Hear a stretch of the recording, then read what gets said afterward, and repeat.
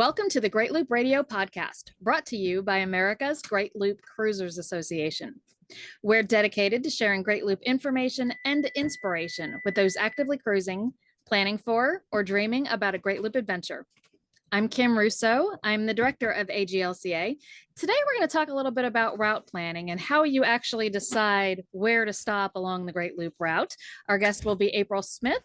She is from One-Eyed Dog. She is a platinum looper and a 100-ton master.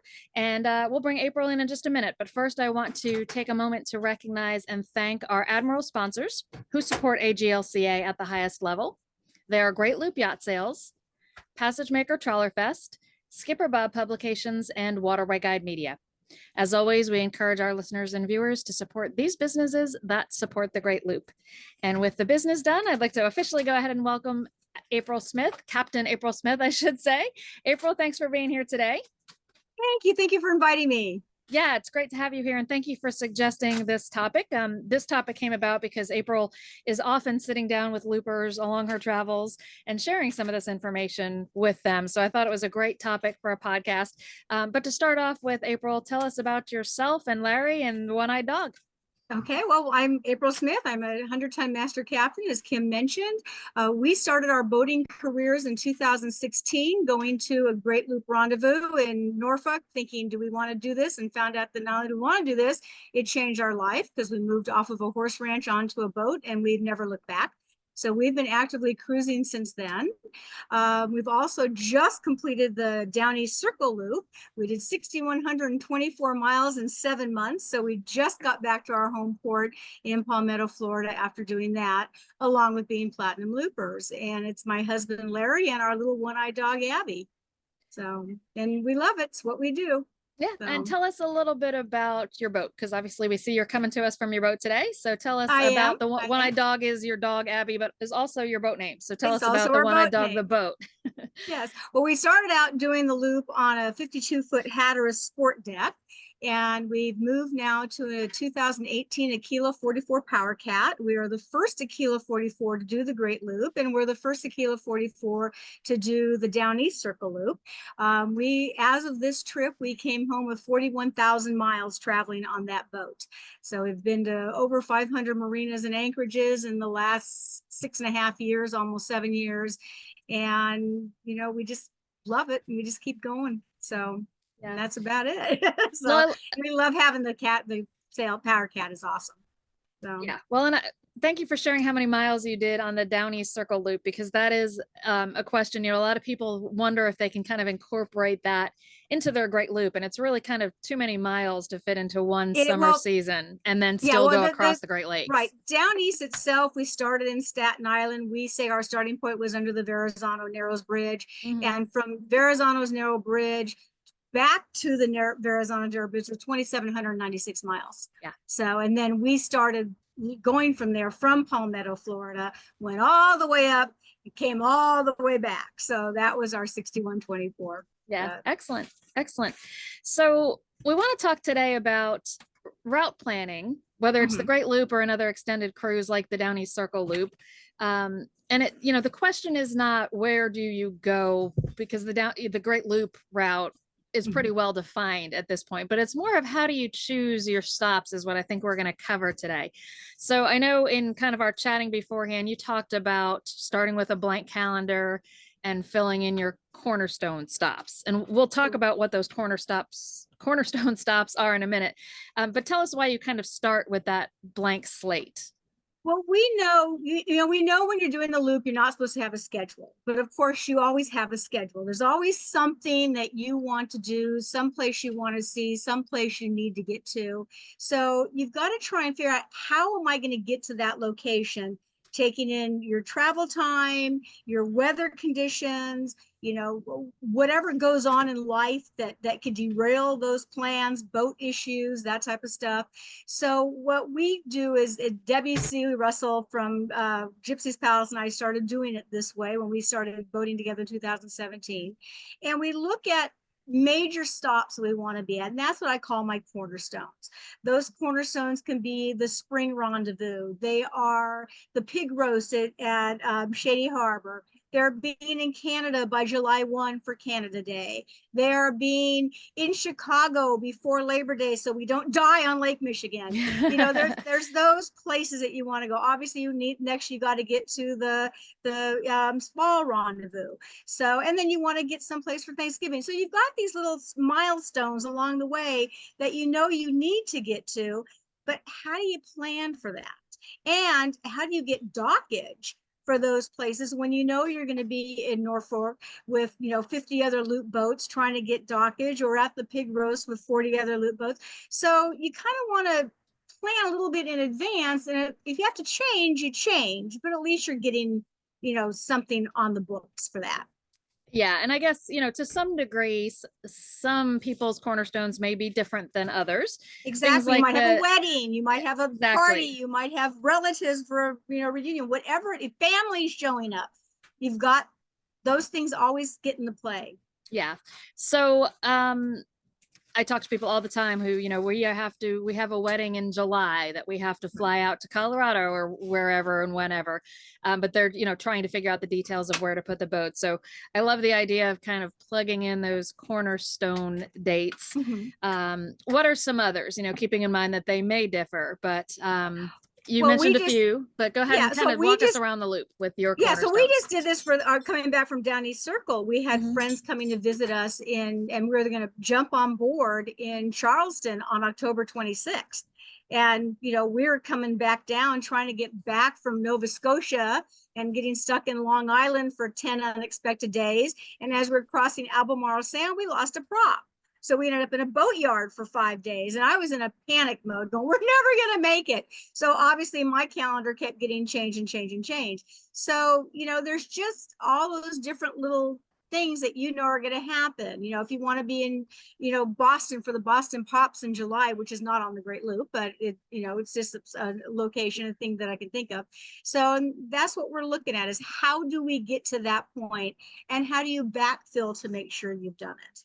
Yeah. And we often, there's that looper kind of adage, if you will, that you can tell guests when you will meet them or where you will meet them, but not both of those things. And often it's easier for the ground-based guest to adjust their plans on where they're going to meet you than it is for you. Yeah.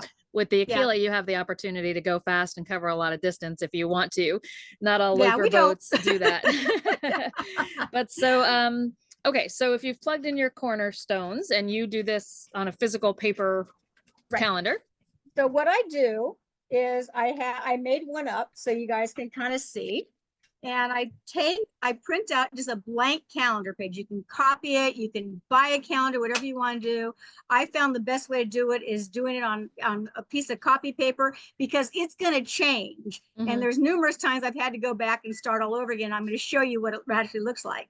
But this is, if you can see it, that's an example of what I did. This is starting April 1st. And I based this on trying to get to the rendezvous, which starts on May 2nd. So by doing that, I knew that on the 2nd of May, 2025, I need to be in Norfolk. So I figured, well, I'm planning to be there on the 1st because I want to be there a day early. You can't arrive and go right to the rendezvous. That's not going to happen. So I look at it and go, how do I get there from here? And we don't want this to be a march. You don't want to have to go every single day and not see anything. So I backfilled my little calendar, which is all nice and pretty and neat. And I said, okay, the first stop before Norfolk is going to be Coin Jaw. So I was trying to plan this, and I did this the second time, because I was planning, okay, well, if we're going to come across from the Bahamas April 1st. And when I backfilled it all in, couldn't do that. It wouldn't work. So there's certain days that you want to be someplace, but you also want to be able to enjoy. When you get to St. Augustine, you want 2 days in St. Augustine. There's so much to see, and it's a nice place. Savannah, you may want 3 days in Savannah. Charleston, maybe 4 or 5 days. So when you're planning for that, you have to kind of write it all down and kind of play with it and go, okay, that works. We try and do about 50 miles a day. We travel about 10 miles an hour.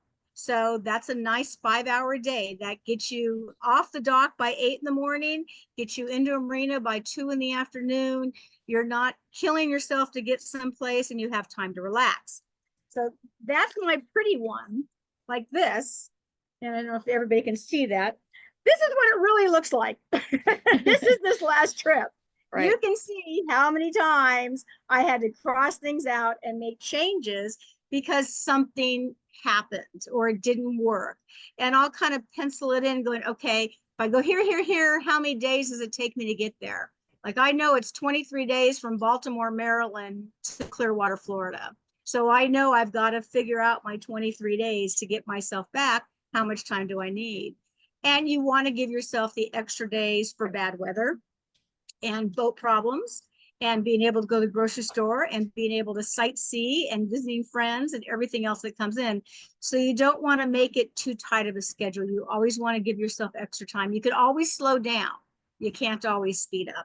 Right. So April, you've got the cornerstones and you have figured out, based on roughly a 50-mile day and longer stops in places like Charleston or St. Augustine, and you've kind of plugged in the towns on your calendar. At that point, how do you decide Marina versus Anchorage? You're going to St. Augustine, let's say, for 2 days. How do you go to the next level of detail with where am I actually going to tie up or drop the hook? Yep. I look at numerous things. Mhm. I when I sit down to plan, I've got my phone, I have my Navionics, my program on there to figure out how to set courses, because that gives me the actual mileage. I can say, well, from St. Augustine to Fernandina Beach, how far is that? Is that a doable trip in one day? I look at the weather. What's the weather going to be like? With this trip coming back just recently, we stopped in St. Augustine. Normally I would get a mooring ball, but because we had the guest on board, we went ahead and did the dockage to make it easier, because I didn't know if it was going to be raining or stupid windy or whatever. And to try and get 4 people in on a dinghy isn't always easy if it's this bad weather. So I take that in consideration. I've got Waterway Guide, of course. I've got the boat galley, the individual little boat galley guides. They're awesome. So I can look at a bunch of different things and figure out, but weather, Navionics, and GPS I look at too. I'll look at, well, what town do I want to go to? What do they have there that I might want to see? So I kind of take all of that into consideration and just doodle a lot with my pencil and figure it out. Great example on this last trip home with the guest. I had different stops in there, and I realized I booked us for 2 80-mile days. Well, with guests on board, that wasn't going to work. For Larry and I, we can suck it up and do that, but that wasn't going to work. So I changed where we're going to go and dropped it down to 3 46-mile days, and that worked out great. Mm-hmm. So it was around 40 something miles. So it made it an easier trip, but that's what I take into consideration. Some days we have to go a longer distance. Some days we can go a shorter distance. The shortest distance we went on this trip was 9 miles. We went from Pawleys Island to Georgetown going, oh, that was stupid. But we had that day, mm-hmm. So it just really, but I look at kind of all different things. I look at where are friends going, where do we want to be? As far as Anchorages versus Marina, it depends on where we're at. When you're on the 10 Tom, there's spots there's no marina. You have to anchor out. We prefer to be at a dock. We do anchor out, but we prefer a dock. We like our creature comforts. We like to be able to get off the boat and, go to town and eat and see the sights and all that. So it really depends on where we're at. Okay. Let's go ahead. Let's take a break and play a message from one of our sponsors, and then we'll continue the discussion with some more specifics when we come back. So we'll be back in a moment. While circumnavigating the loop and dropping into Georgian Bay, come meet some friendly faces at Hinson Marina in Penetanguishene Bay, Keelbear Marina outside of Parry Sound, and finally at Wright's Marina in Bing Inlet, the last stop before the North Channel. These family-owned, one-stop, full-service marinas are strategically placed along the eastern shores of Georgian Bay. Each marina has fully licensed OEM and ABYC certified mobile technicians, 24/7 emergency services, laundry services, shuttle services, provisioning, internet, and heated storage options. Check out their article in the July 2024 Great Loop link. They await your arrival. Did you know that 50 years ago, the first ever chart kit was born? Chart kits are one of more than 100 chart products from MapTech to help loopers. MapTech's Embassy Cruising Guides and Anchorage books are also a must for loopers. Go to their website, maptech.com, to get started. That's maptech.com. Want more? How about moremaptech.com? It's an interactive website with even more information for loopers. That's moremaptech.com. While you're there, check out MapTech's drone videos. These let you virtually navigate a destination before you get there. Just another aid for loopers, and thanks to MapTech, an AGLCA sponsor. We're back on the Great Loop Radio podcast. My guest today is April Smith of the One-Eyed Dog. She is filling us in based on the tens of thousands. I think you said 40,000 miles, but that didn't even include your Hatteras, I don't think. So nope. The many thousands of miles that she and Larry have done of the Great Loop Waterways and the Down East Circle Loop Waterways, she's kind of filling us in on some of the ways and the methods to plan where you're going to stop along the way. So, April, we talked about, kind of where you need and want to be and plugging in some stops in between. Do you let anything else factor into the decision, kind of thinking back before you knew the waterways as well as you do now? Things like fuel stops, or, you and Larry are foodies, things like specific restaurants, or, things that maybe aren't boating related, but are important to you. How do you factor all that into this planning? That's a great question, because that is really important. We're looking at things that we really want to do, and everybody's want is something different. Some people may want to go to museums. Some people want to go to restaurants. Other people want to go to ball games, whatever it is that your interest. So I know, if I go to, I'm going to use Pittsburgh, which I've not been to yet on the boat, but I know if I want to go to Pittsburgh because I want to go to Permanente Brothers and have a sandwich, so I'm going to try and make that happen. When we were doing the Great Loop we were with Michael, and we were in Havre de Grace, so we rented a car and drove to Philadelphia because we wanted to go get, the Philly cheesesteak. So, we look at the different places that there are to go, and then kind of backfill. And that's usually my job. I'm the navigator. Larry's the one that usually drives. So, but the pilot, he just came out to tell me, so, I'm the one that kind of just says, okay, honey, we're going here today. Mm-hmm. And then he sits and gets it all ready to go. And that's what we do.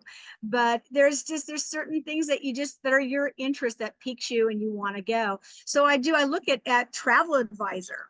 Mm-hmm. I watched the Food Network shows, all the different things.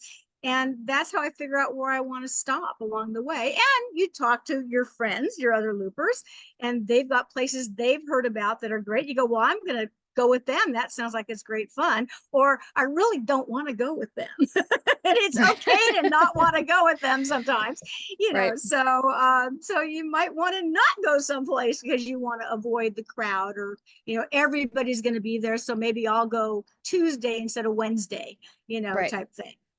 We get tons of questions from people of, do you have a list of all of X, fill in the blank, that's near a marina? And, I like to tell people, whatever your thing is, like April said, you will find it on the Great Loop. And one of the nice things, if you're doing kind of the traditional 1-year plan, you're pretty much always in season where you're going.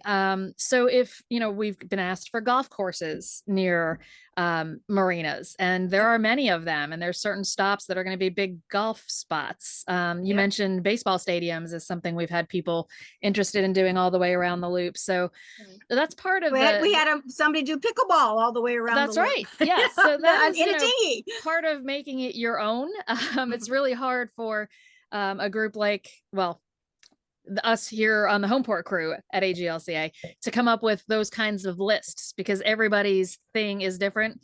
So Google Maps is super helpful, because you can kind of just zoom in on the waterway, or if you're visiting Charleston, you can see what's around you to do and the golf courses that are nearby. So there's lots of just about anything you want to do. There is. Yeah, and I'll go, okay, we're going to stop someplace new as we go back and forth up to the Chesapeake and back and forth to the rivers. So we always try and find new stops because we don't want to go to all the same stops, although there's those that we love that we always go to. And the first thing I'm doing on the way is I go, okay, we're going to go to this marina. And I say, what restaurants are nearby and what grocery store is nearby? And okay, how am I going to get there? And, you know, so I take all that into consideration. I spend a great deal of my time sorting all those little details out. You know, do you need a laundromat? We have machines on the boat, so we don't have to, but some people need a laundromat. Right. You can call your harbor host. You know, one time Larry got a massive splinter in his foot, and thank God for the harbor host in Beaufort, South Carolina, because they got us to a doctor to get this splinter taken out. Well, they didn't really, but they tried to get the splinter out. You know, so there's all those different things that you come up with, and you've got to figure out how to get there and do it. Yeah. So another thing, April, that you mentioned when we were chatting beforehand that you like to do is stay a minimum of 2 nights when you're pulling into a marina. Kind of explain to us why that is. Well, you know, like I said earlier, you don't want this to be a march where it's just every single day you're on the move, because one, that's exhausting. It's not fun, and you're not going to see anything. So that's why I use the analogy that we do the 50 miles a day and go about 5 hours. We leave about 8 in the morning. We don't want to be up. Larry would leave at 6 if I let him, but I want to get up. I want to have my cup of tea. I want to kind of relax, get ready and go. So we try and we're almost always off the dock by 8 a.m., if not sooner. That gets us into a marina around 2 o'clock, or in Anchorage around 2 o'clock in the afternoon. We then will jump off the boat and go have what we call dinner, which is an early lunch or late lunch, early dinner. We can go do a reconnaissance of town. What is there to see? What is there to do? You know, and then come back to the boat, get a good night's sleep. And the next morning is chores, is bill paying, is sightseeing, is visiting. You know, you do need to clean the boat once in a while. You know, this is, your life is still going on even while you're on the loop. So you can't just say, okay, I'm not going to pay a bill till I get home. There's all those things that you need to do too. So we would spend the next day and either do projects, chores, go provision, go sightsee, do whatever, maybe check out a wonderful restaurant in town that night. And then we're off the dock again the next day at 8 in the morning. So we try to stay 2 nights places. Doesn't always happen. There's some places you go, you're not going to stay 2 nights. You know, when you anchor at Mile Hammock Bay, you're not going to spend 2 nights anchoring at Mile Hammock Bay. You can, but there's nothing to do and you can't get off the boat. So, you know, you want to kind of look at, pick your poison. What do you want to do? Yeah. So that's why we try and stay 2 nights most places. When we get to the big cities, the Charlestons, the Savannahs, you know, New York, which, you know, I've been in New York so many times now, it's like I don't even bother to go into the city. But there's those places that you want to go spend some time. You want to sightsee, you want to see people, you know, so that's why you always try to plan those to be a little bit longer, because you're not going to pay bills. You're not going to get your laundry done because you're going to be running around town seeing everything. Yeah, we fell into the trap and made the mistake of doing the march when we were headed to Charleston for the summer from Southwest Florida 6 months ago. And we got there and we're like, that wasn't fun at all. No, it's not fun. So now we're headed back to Southwest Florida for the winter, and we made sure that we planned for the 2 nights everywhere, sometimes a little bit longer. And if there's a reason we're not staying the 2 nights, then we make it a very short day, because it does get exhausting and it stops becoming fun, and then you start to question why you're doing this. Yeah, exactly. So big question, I know this is on a lot of people's minds. Once you've got that plan, you've got that calendar page that you showed us, when do you actually make the reservations? Because we saw all the crossouts, so if those were actually marina reservations, you'd be spending most of your time adjusting those. So, you know, tell us about that. When do you actually reserve a slip? Well, what I found, and one of the things I do too, which I didn't say on there, is I'll put a little check mark, you know, in the corner when I've got a confirmed reservation. So that way I know, okay, I can look at it in my page and I go, yeah, that one's good. I'm good there. What I have found is that marinas they understand boaters. They understand that life happens. You're going to lose your prop. You're going to have an AC go down. You're going to get behind because of weather. They understand that. They are much more accommodating to change your needs if something changes than if you don't have a reservation at all. So I have found that it's better to ask for forgiveness and say, can I move this 2 days? Or I need to cancel because this happened, than to send in a thing at the last minute and go, oh, please let me get in there.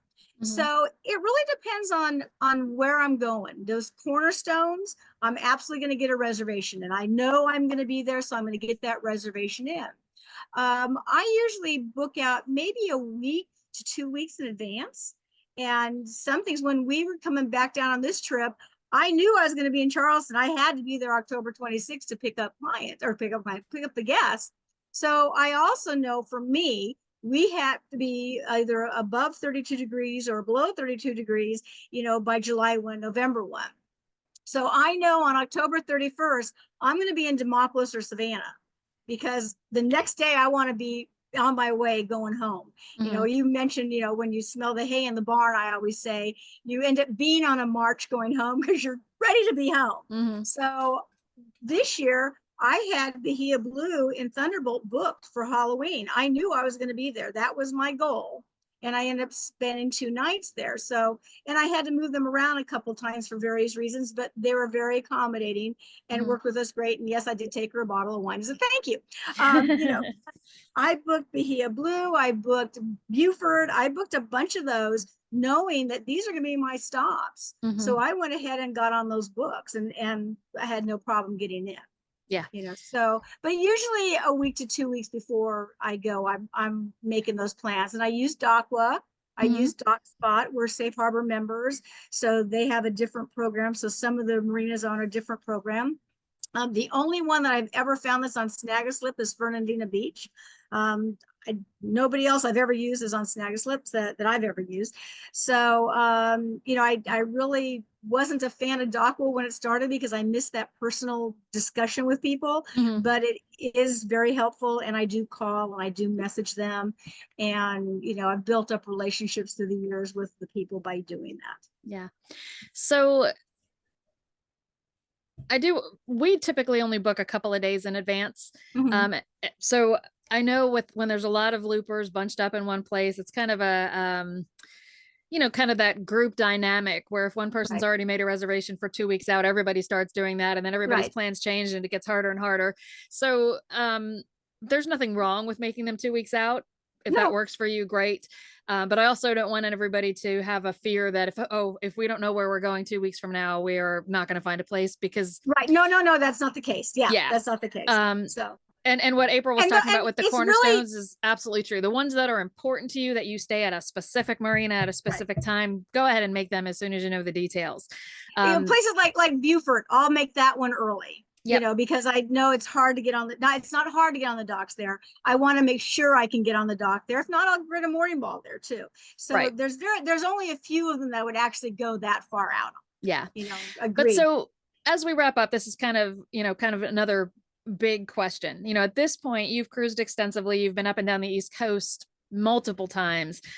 So you really want to be in Beaufort, and sometimes that dock is very popular and therefore harder to get a reservation. So kind of think back to your first time through there. How did you pick those places like Beaufort? There's this little book that came out called Honey, Let's Buy a Boat. And they love Beaufort. So a lot of the first time out, we read that book and kind of followed along with that. We went to the spring rendezvous and we went to the route planning. We talked to other people. So we developed our tools, by talking to people and learning everything we could through AGLCA and knowing, I want to try for this, I want to try for that. And that's how I did it. But if it wasn't for AGLCA, no, we would not have known where to go originally at all. Yeah. And, Beaufort is one of my favorite stops as well. It is lovely and it is wonderful to stay right there at the docks where you step off your boat or you are in the heart of downtown. But that said, if it's a town you want to visit, there are other marinas. You may have to bike, you may have to Uber to get to the heart of downtown. But if for some reason you can't get a reservation, don't let that spoil your time and not stop in Beaufort. So those No, are the and we kinds of like things that Ladies also make a Island. difference. Yeah, Ladies beautiful Island's marina. right across the way, and they have a rental. They still have a courtesy car, and you can just dinghy over to Beaufort, and it's just as easy. So no, there no place is only the one stop, that you can't do something else. And being a catamaran, that's something we take very much to heart. I always tell everybody their reward for surviving the first half of the rivers is getting to go to Green Turtle. So, Yes. but Green Turtle, there's not a lot of places for us there. So I would call and say, when can you take me? So it wasn't a matter of saying, I want to be there on Thursday. They might have said, well, can you come on Friday or next Tuesday instead?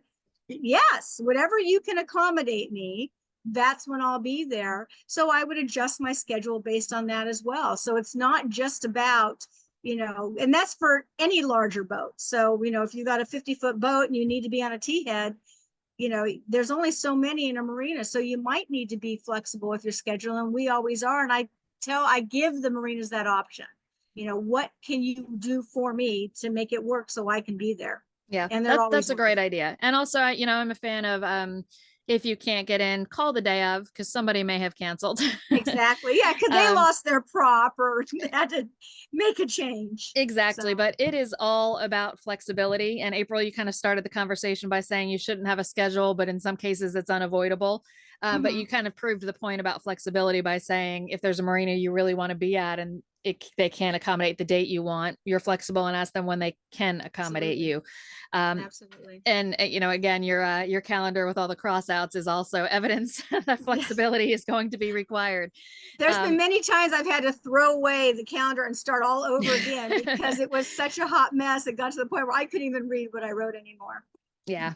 So this has been great information, April. I think it gave people a lot of tips, particularly those who are really kind of new to this idea and aren't sure where to start in planning. Right. Other than they're going to be on the Atlantic Intracoastal Waterway. Once you've got that part down, knowing exactly where to go is a challenge if you're just learning about this. Right. So thank you for shedding some light on how you do it on the One-Eyed Dog. I think that's going to help a lot of people out. Right. And never be afraid to ask. Absolutely. So there's always loopers out there that have done this, that are going to be able to help you, that are happy. The harbor hosts, feel free to contact people and just say, I need some advice on the best way to do this, because there is no right way. It's however True. You're going to do it on your loop. Yep. And but you don't have to fly blind either. There's lots of help out there for you. And Perfect. It's not calling the home team. So we're happy to help too, but we don't always know all the answers. No. If you post to the forum or ask a friend looper or post to the members Facebook group, you're then getting the collective brain trust of all of the loopers out there. I'm happy to try and answer your question, but if your question is about baseball stadiums, I'm not your person. I'm not the girl. Me either. So, and that's but why, if you want to know any restaurant on the loop, I'm your girl. April's your girl. So yeah. Well, April, thank you. It's been great catching up with you. We appreciate you sharing the details. You're welcome, Kim. Thank you. Enjoy your loop, everybody. Yes. And thanks to everyone who's watched or listened today. We'll be back next week with another episode of the Great Loop Radio podcast. Until then, safe cruising.